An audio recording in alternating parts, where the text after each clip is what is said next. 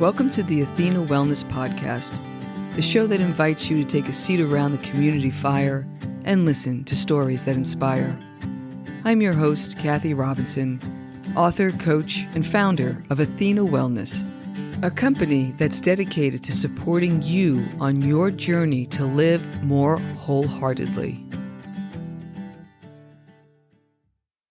Hello, and welcome to episode 75. Thanks so much for joining me. You're in for a treat today, my friends. This episode feels like loving medicine, and I can't wait to share it with you. I'm joined today by lifestyle medicine expert Angel Shannon, a board-certified nurse practitioner and the founder of Seva Health Group. Her experience includes over 2 decades of clinical practice and a lifetime of integrative health and mind-body medicine. As a speaker and educator, Angel teaches people how to intentionally create a foundation of practices that will help them achieve better health and continuous personal improvement in every area of their lives. She also has a membership group called Get Fit and Functional for Life and is expanding her offerings to bring mindfulness and compassion practices to the corporate environment. Angel practices what she preaches. Running, yoga, tai chi, meditation are all favorite practices. They allow her, in her words, to leave it all on the mat and be effective at work and in life. Angel knows her stuff on such a broad array of topics we could have chatted for hours. But beyond the knowledge, you'll enjoy her warm style and deep wisdom. She also shared the best answer I ever heard on why it's so difficult to implement healthy change. And here's what we cover: the difference between alternative, integrative, and lifestyle medicine, balancing conventional and alternative health modalities, how to remain resilient in changing times, and how to age well and with vibrancy. We end this episode with our Dose of Inspiration segment, where Angel shares some of the things that are lighting her up these days. And as always, I'll put links to those items and Angel's website in the show notes. And now on to the show. I hope you enjoy the conversation. Angel, welcome to the Athena Wellness Podcast. Thank you so much for being here today. Thank you so much for the invitation, Kathy. It's a pleasure. So please share a bit about who you are and what you do. So I'm Angel Shannon. I'm the founder and executive director of Seva Health and the Seva Institute. Seva Health is where we offer integrative medicine for adults and seniors as a clinical and coaching practice. And the Seva Institute is where we bring what I like to say mindfulness and compassion to action. My deep desire is to share ancient contemplative practices in the corporate environment. And as we talk today about many things that relate to health and well-being, I think we'll both agree that workplace wellness and stress is something that we really do have to get our arms around. And so at the Seva Institute, my goal is to redefine the meaning of workplace wellness and really bring more corporate educational opportunities to that setting to address work-related stress, burnout, and just really help leadership and participants in retreats develop inner resilience and what I call a personal ecology of embodied leadership. Ooh, I love that. I haven't heard that term before. That is lovely. Thank you. So to frame today's conversation, I think it would help our audience if we talked a little bit about the difference between alternative, integrative lifestyle medicines. Are they the same or are there differences? That is such a great question. Hear that often, especially from my patient and coaching population when they find me. So the way I like to look at it is this way: not as much of integrative or complementary or alternative medicine being a branch of medicine, but more of an approach to solving a health problem or healing a condition or making a diagnosis. And it's where that approach lies within the conventional medical model or framework. It's adjacency, if you will. So to unpack it, let's look at alternative. And, the formal definition of alternative medicine or alternative health really is just a term that describes treatments that fall outside of mainstream or conventional therapies. Alternative meaning opposite. So instead of. So examples of that, let's just say Reiki. Okay. Reiki is considered an alternative treatment, taps into the body's natural energy to speed healing. So it's believed practitioners use, handwork lightly placed over the body. And the belief is that through channeling energy through their hands, they are promoting healing in their patient or client, right? So other energy therapies, hypnosis is another alternative therapy. Altered states of consciousness. Many people choose hypnosis for, many mental health conditions, PTSD, trauma, for sleep, insomnia, migraine headaches, things like this. Herbal and botanical medicine could be argued to be alternative because, again, herbal and botanical medicine dates back years and years. And across the world, in other parts of the world, that is first line treatment for some people, but in a conventional medical model, it could be considered alternative depending on what condition is being treated. Ayurveda and traditional Chinese medicine, with which I'm sure you're familiar with, dates back 3,000, 4,000 years, could be thought of as alternative. So, and naturopathic medicine is a whole medical system unto itself. Long-standing roots in Germany. And the whole aim of naturopathy is to support the body's ability to heal itself through diet, lifestyle changes, things like this. So alternative really is about whether or not we are going to incorporate conventional medicine, allopathic medicine, or whether we are going to choose the alternative. And the trouble with alternative therapies is just that there's not a lot of research to support, not a lot of quantitative or even qualitative research to make it part of the conventional medical model such that it's considered evidence-based. Evidence meaning that there have been RCTs or randomly controlled trials to support through data that this particular approach works. Now, moving into complementary, it's just what it sounds like. It is complementary in addition to, more often than not, the conventional medical model. So, for example, yoga therapy. There isn't anyone on the planet who would argue that yoga is not helpful for, musculoskeletal pain, joint pain, pregnancy and childbirth. I mean, that's been well established to be helpful. Breathing practices gained through yoga therapy. You could even argue that botanical medicine could be considered complementary.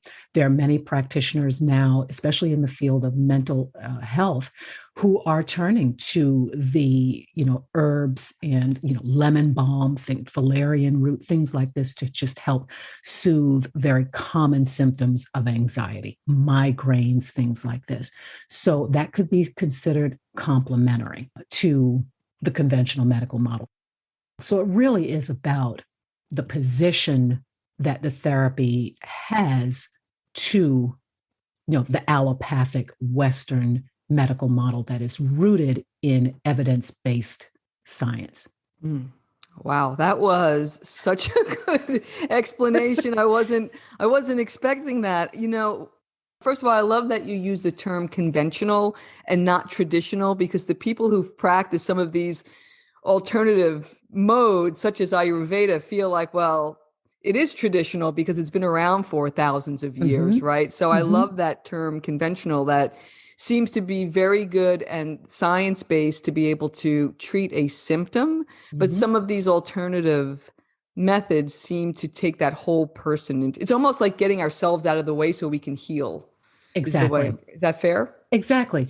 And that's where I like to make the distinction about my work and the integrative slash lifestyle medicine approach, because I really do feel like it's the best of both worlds, and there isn't any condition on the planet, especially in the field of allopathic medicine, conventional medicine, where lifestyle modifications are not considered part of clinical guidelines. In fact, in most cases, lifestyle modifications are the first recommendation. Hypertension, okay, DASH diet.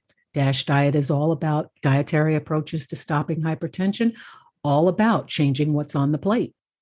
Cardiologists across the world will agree that a little bit of exercise goes a long way to help lower blood pressure. Mm-hmm. So diabetes, same thing. You've got to make some changes before you even start thinking about medication. You've got to start thinking about what's going on the plate, more exercise, stress modification, all of those kinds of lifestyle changes. And most, if not all, of the clinical guidelines support lifestyle changes, lifestyle medicine.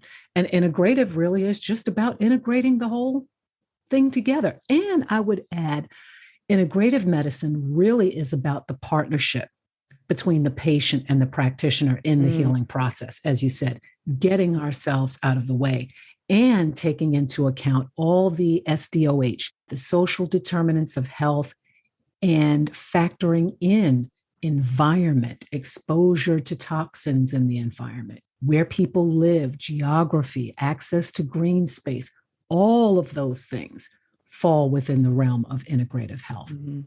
And hasn't that really changed over time? That suddenly our environment has shifted around us, mm-hmm. and the impact that has to our health. As you were talking, it really strikes me how the first step in conventional medicine are, hey, here are the lifestyle changes. And it's so easy to ignore that. It is. It absolutely is. But why is, this is a huge question. Why is that behavioral change so difficult sometimes? It's difficult because what I often say is we all know what we have to do and what we need to do.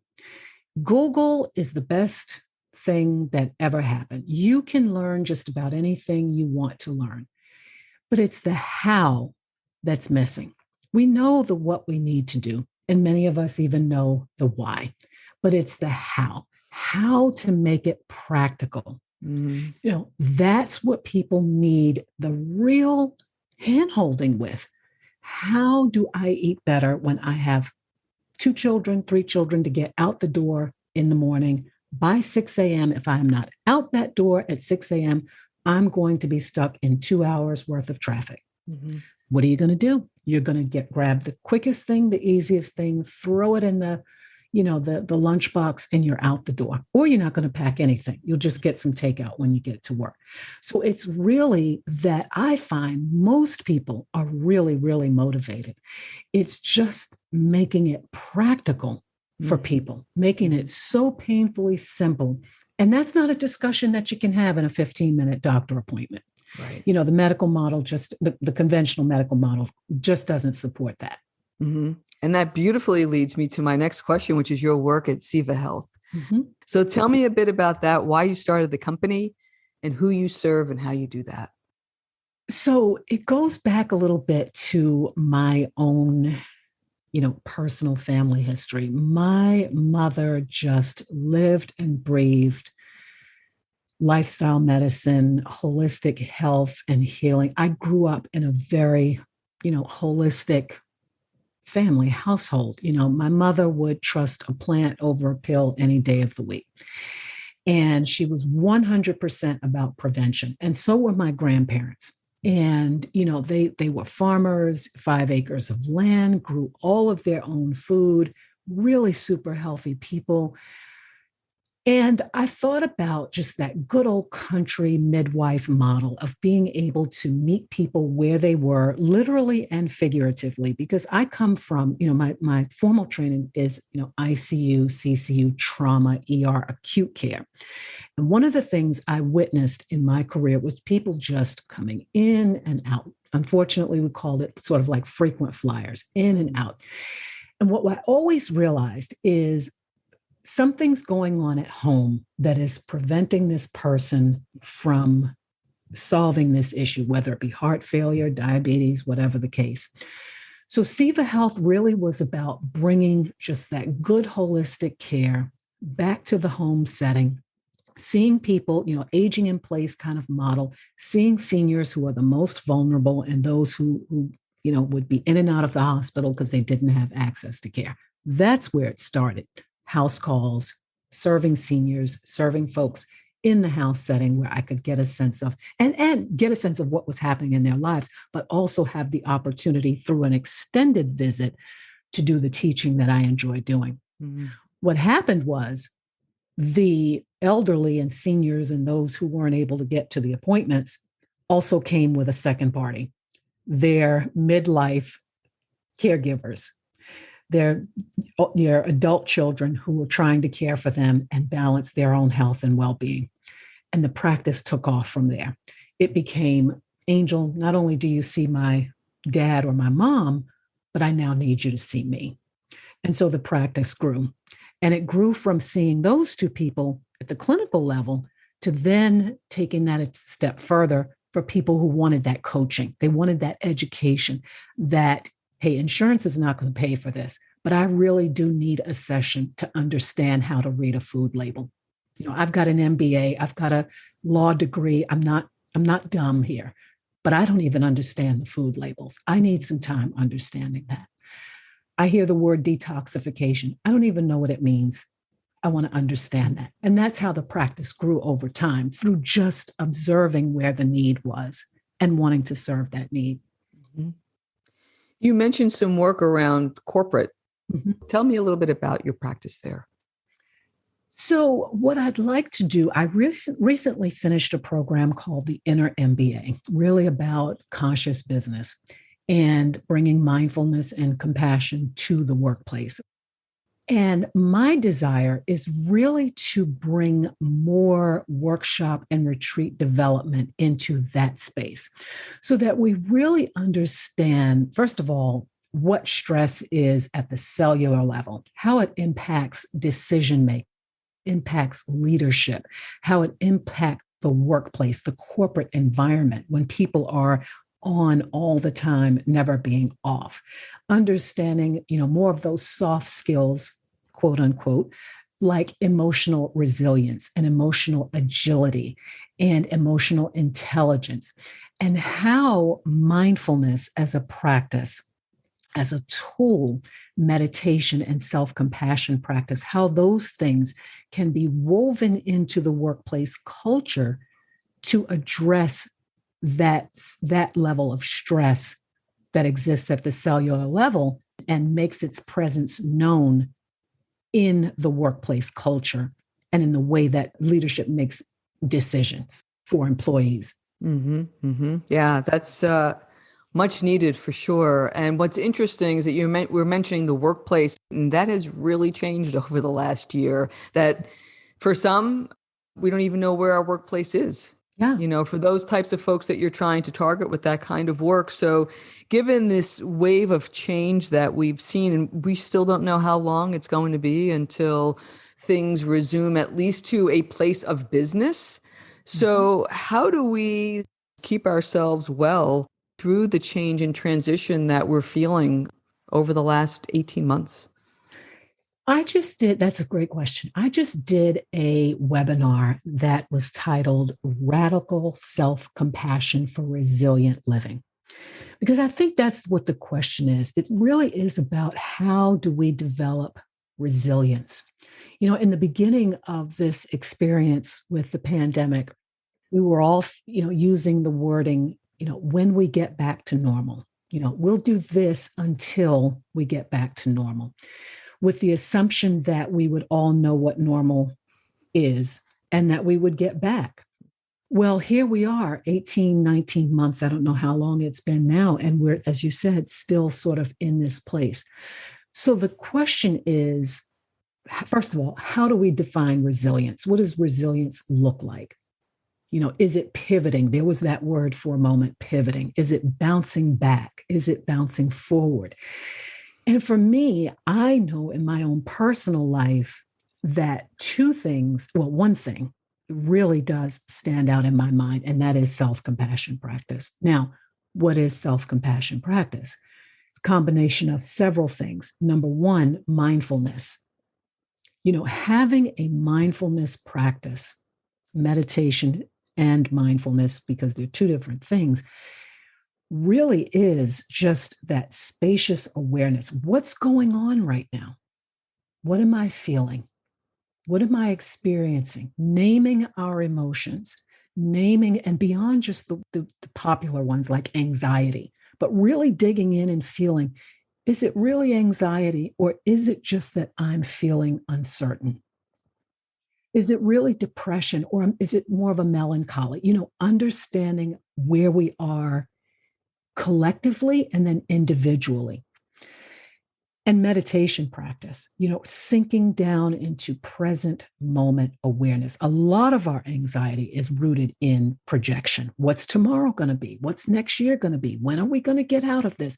It's either looking forward or it's looking backward. Why can't we just get back to normal? You see, in culture right now, a lot of the angst and agita is, that space between the folks who want to get on into, we just need to move on.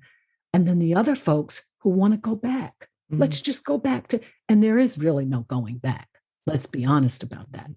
We're never going to travel again the way we traveled pre-pandemic. There's going to be some layer of this that will overshadow travel, right? And how we engage. So that self-compassion practice is checking in mindfully. And then self-compassion itself is asking, what do I need? What do I need? What do I need from my employer in this moment? School's about to start in 2 weeks. I'm uncertain about what I'm going to be doing with my children. What do I need? And really investigating that, and asking, what do I need? And do I need to feel supported? Do I need to feel validated? What do I need to feel now that I know what this emotion is? And then moving forward into just some basic kindness, extending these two things to everyone else. That to me is at the heart of resilience, is really being aware of what's happening, spatially, and then tapping into what your needs are, and really doing this every day, weaving this into your life. And then there are just all the other practical things like exercise, nutrition, getting, good night's rest and all that. But I think aside from all of that, really is having some sort of practice that helps you investigate what you are experiencing. Because I really do believe the degree to which you are self-aware is the degree to which you can show up in the world and offer to the world something better. Mm-hmm. It all really starts with self-awareness. Yeah. What I love about that is it gets back down to root cause, right? Why am I really feeling this way? And the beautiful thing about self-compassion is that we actually can give that to ourselves. Yeah. That we can help ourselves through these times, whether it's, giving ourselves 5 minutes in the morning, just breathing. Exactly. Or whatever that might be. These aren't big things, but it's the consistency, like you said, that how do I do this once a day to figure out what would make my day different? What would make this a day that I can face in a way that I'll be proud of when the evening comes? Exactly. Yeah. Being consistent, and it's so many little tiny adjustments. It could be as simple as saying, I don't read email until 1 p.m. or 2 p.m. when I feel much more, when I have less of an amygdala hijack. Right. Right? You know yourself, when you read email first thing in the morning, it's totally different than reading it in the afternoon. And then you ask yourself, God, why did I even reply to that? I should have waited. There is a discipline in that for sure. Yeah. For sure. You talked a bit about starting your practice with those who were aging. So can you speak a bit about what you've seen over your career now on how we support those who are aging, especially I think you said the word aging in place, which I just love. Mm-hmm. Mm-hmm. So can you speak a bit about how maybe those that are aging can be more self-compassionate as they're going through this process, and then how those around can help in a way that's supportive. Sure. Aging well, huge topic, because first of all, we have to define what well is different for different people, right? Some people think aging well means having $2 million in the bank. For other people, it's, hey, I don't necessarily need that as long as I'm up and mobile and can see my friends and see my grandchildren and be active and things like this. So for me, again, I am a big proponent of lifestyle medicine, and I absolutely love the work of the Blue Zones. I'm sure you're familiar with them. And it's so many fundamental, just core, basic things. Again, nutrition, movement, exercise, good night's sleep.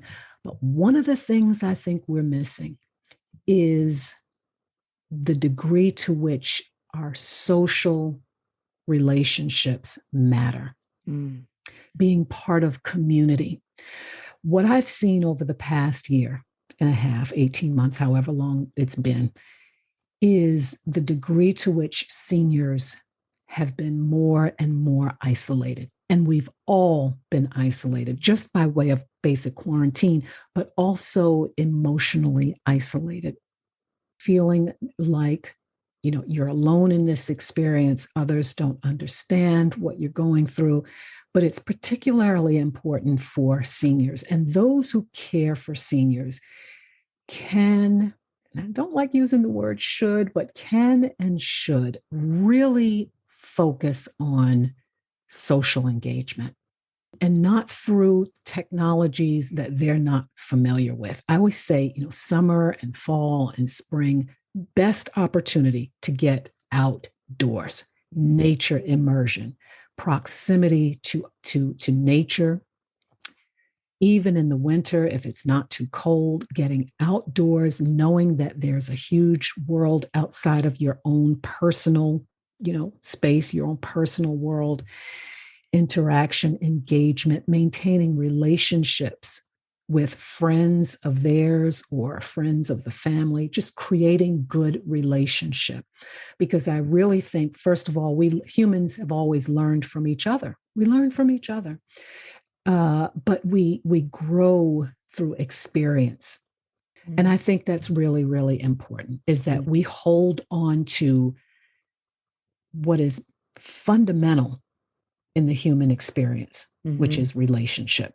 Yeah. And I think what you're speaking to as well is this sense of witnessing as people process what they've done over the past however many decades, right? And how the world has changed.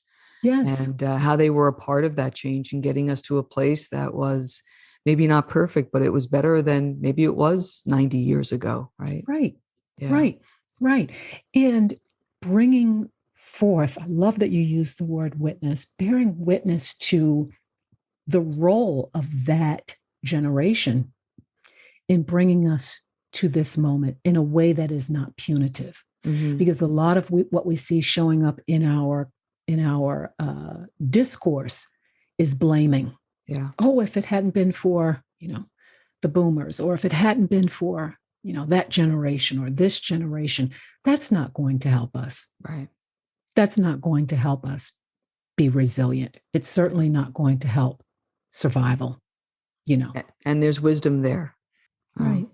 You also mentioned the importance of getting out, and I'm wondering, in the work that you do, what impact do you see, either seasonal or personal rhythms, and maybe how that has changed over the last 18 months when we were all in our own little bubbles, and how we might start to re-engage? How does that become part of our wellness? Oh, absolutely. So one of the things I do in my clinical practice, one of the first questions I ask in my clinical practice, no matter what anyone's coming in for, is how well do you sleep? How well do you sleep? And people are often thrown off by that. Oh, well, I sleep good. And then we dig a little bit more, and then they, reveal that they're actually having difficulty falling asleep or staying asleep. What I'm getting at in that question is guidance toward what's happening with their own personal rhythms and their circadian rhythms, more specifically. Because circadian rhythms govern at least 99% of human life, right? Human at the biological level, at the chemical level, at the cellular level. All tissues and organs are governed by a circadian rhythm that then ties into a larger overall circadian rhythm. And understanding what happens when that circadian rhythm is disrupted at the cellular level is really important, whether it be hypertension, diabetes, mood disorders, depression, anxiety, things like that, and correcting that circadian rhythm so that it operates efficiently is important work. Mm-hmm. There's tons of research about the role of circadian rhythms on hormones and detoxification that occurs, apoptosis, cellular death, cellular regeneration, all of that, which is absolutely fascinating. So understanding those circadian rhythms in that sense is important. But what I also like to weave into my work is understanding of one's own personal rhythms and seasonal rhythms, to get to your question. Personal rhythms. When are you at your best? When do you feel most energized? When do you not feel most energized? Are you pushing past the boundary of your own healthy rhythm? And is that creating this, is that part of the root cause of what's happening in your body? So let's just say people who are coming into my clinical practice or coaching practice and saying, I'm so exhausted. I'm always so exhausted. Well, let's do some blood work, some functional medicine tests, some things like this to see what's happening with cortisol. But then let's look at your lifestyle.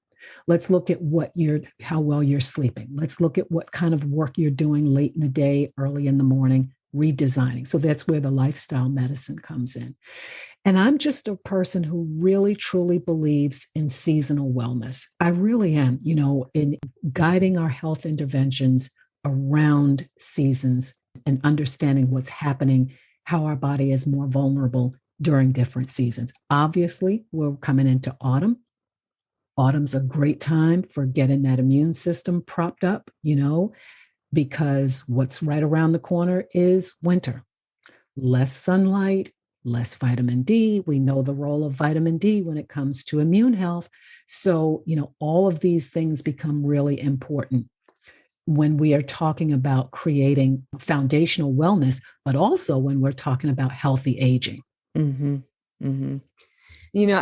Over the last few years, actually, while I was still in corporate, but being mindful of what is happening seasonally and giving myself permission to take the foot off the gas a little bit in the wintertime. Yes. Was really life-changing. It seems so simple. Yes. But it's more being in rhythm of that. Now's the time to kind of bring the energy in close, to do some planning, to do some working, but you don't have to be pedal to the metal. There'll be time for that.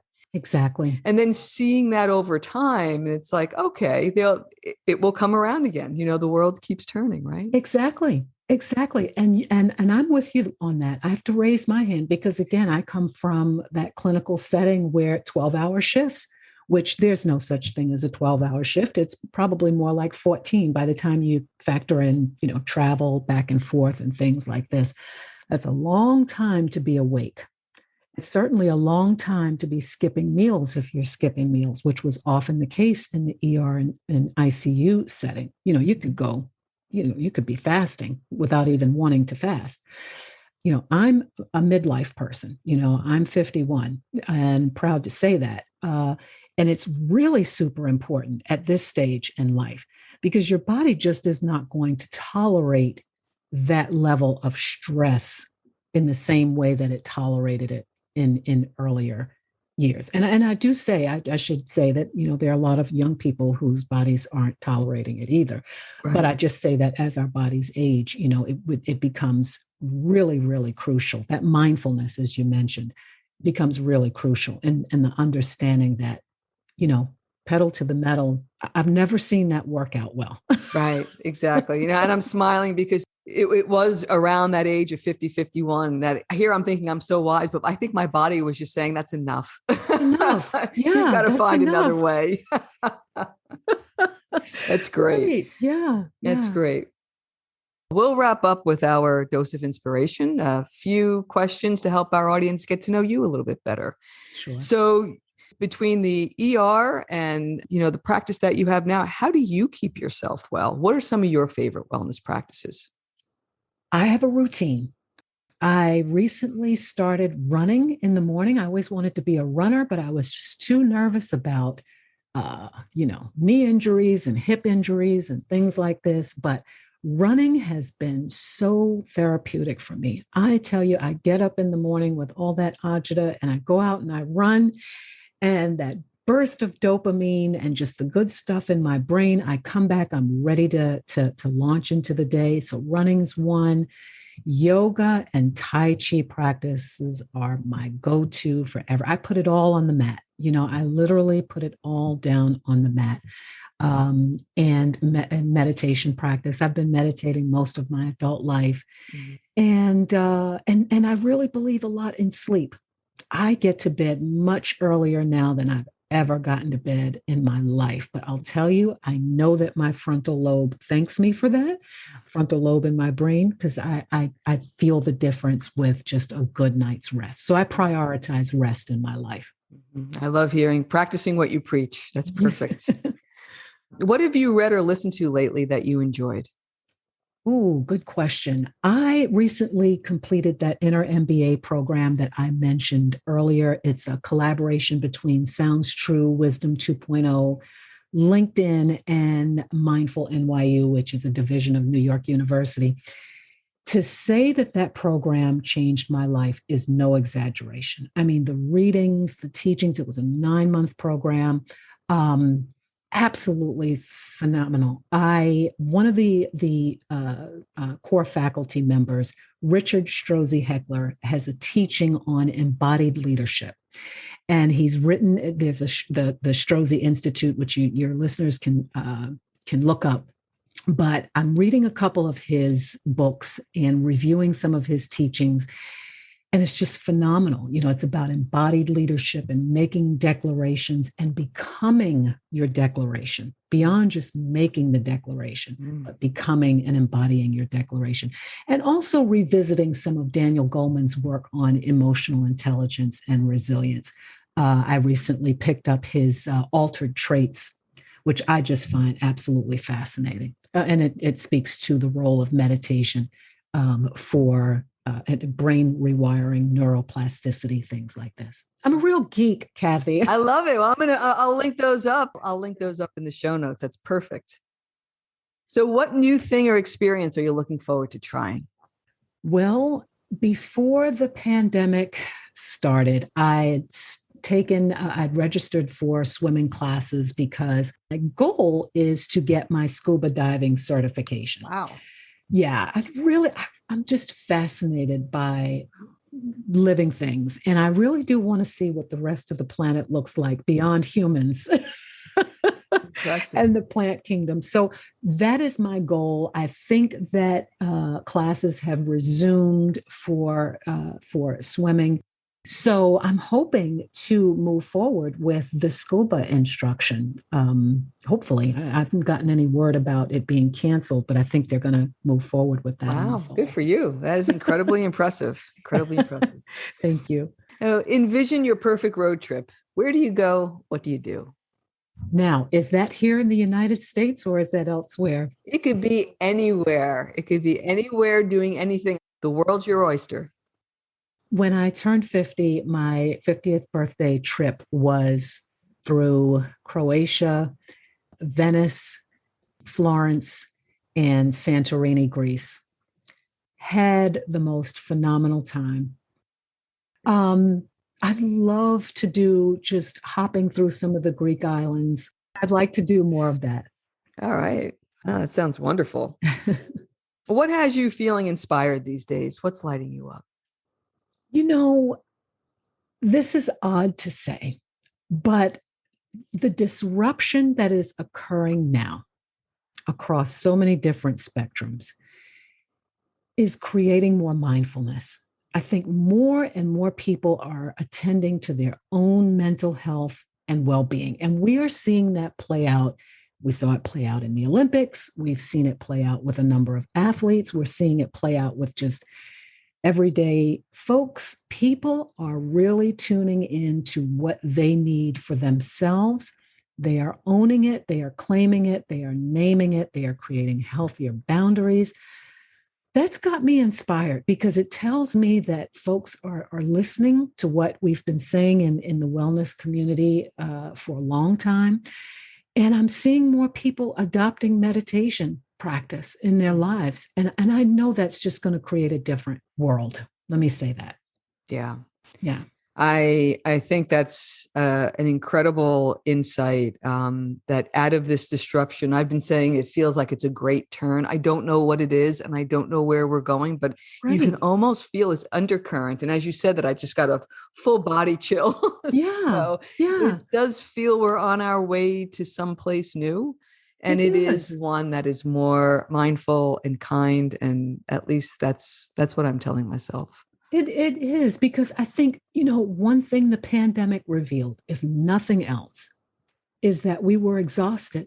We didn't know how exhausted we were on so many levels. And that, many of us doing way too much for way too many with too little for too long. Yeah. And so I just know that we all know we have to create something new. Yeah.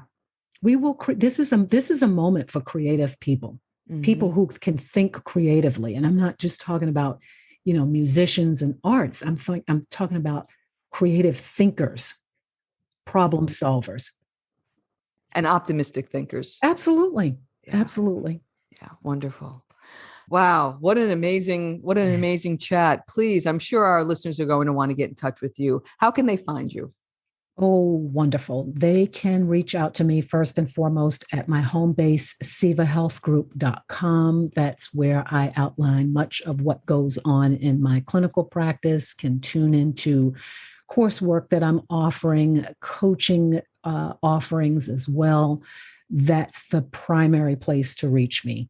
The other place, in my effort to build more community and more people who believe in lifestyle medicine and believe that good health truly is the first wealth, they can find me at getfitandfunctionalforlife.com. That's where our community is. That's where we talk about all these little tips, tools, and strategies for fine-tuning our health at every level, whether it be mindfulness, diet, nutrition, sleep, that kind of thing. And then in the space of social media, LinkedIn. That's my favorite hangout.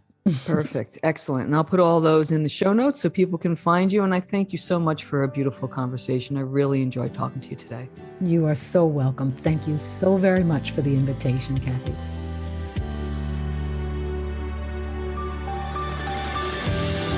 Thank you so much for joining me today.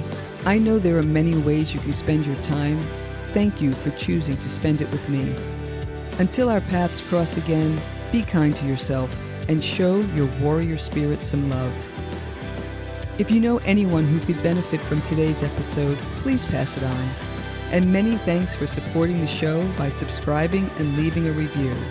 It means a lot and it helps others find their way to our circle. If you'd like to access the show notes, have a question you'd like addressed on a future episode, or would like a transcript of this episode, visit www.athenawellness.com/podcast. Until next time, be well.